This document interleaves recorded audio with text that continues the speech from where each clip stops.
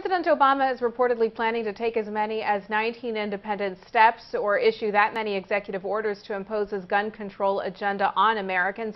What do you make of this, and can he legally do this?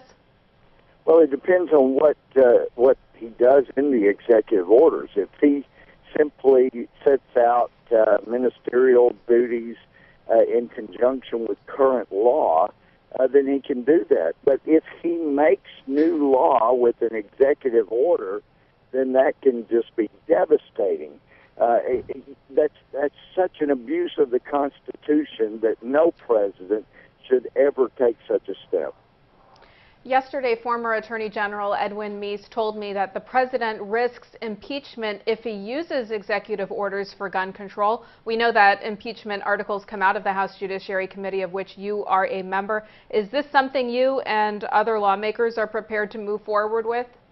Well, he's already abused the law enough times that it's just been staggering. It's not a president that steps up and says, you know what, previous Congresses have passed the law and it's been signed into law and I disagree with it, and so I'm just going to create new law, and as I speak, so shall it be.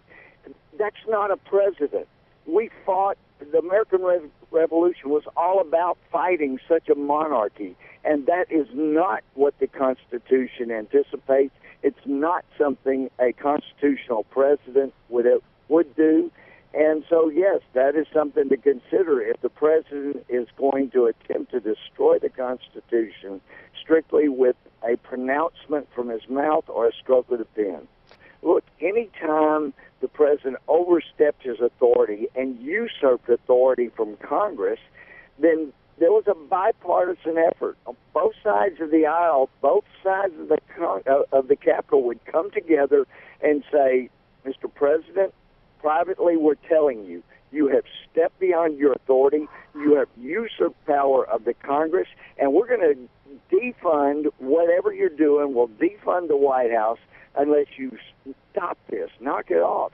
And unfortunately, the Senate Democrats have been complicit with the president by refusing to come together in a bipartisan, bicameral effort to let the president know, stop what you're doing. It's illegal. And that just is confounding the intent of the founders who set up these obstacles, set up these roadblocks so that there were checks and balances. No one branch could overstep their boundary like this president has. And so I'm hoping that at some point Senate Democrats will realize the protection and saving of the Constitution is more important than just their little petty partisan bickering.